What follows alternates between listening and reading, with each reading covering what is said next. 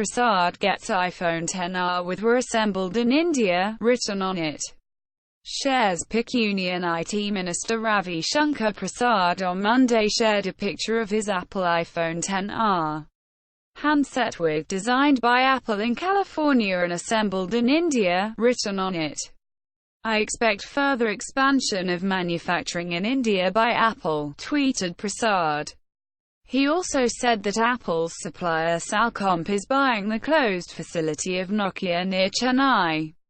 Truecaller fixes bug that could let attackers harvest IP addresses. A Bengaluru-based researcher has discovered a vulnerability in caller identification platform Truecaller that lets attackers gain users' IP address, location and device details. Ehraz Ahmed said the bug could let attackers place malicious links as the URL for their profile picture, and when users viewed the attacker's profile, their IP address would be recorded. Truecaller later fixed the flaw. "Toughest and best thing I do for myself."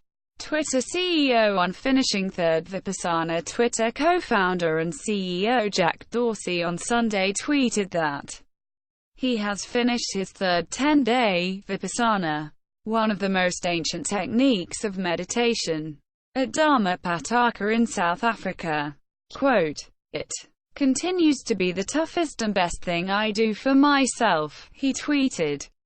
Last year, Dorsey did a 10-day silent Vipassana meditation in Myanmar for his birthday.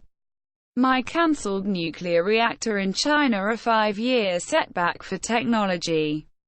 Gates. Microsoft's co-founder Bill Gates, who tried to build an experimental nuclear reactor in China, called the Now Next project a 5-year setback for technology, at Bloomberg's New Economy Forum this week. His plan for the nuclear reactor in China was cancelled due to U.S. foreign investment restrictions.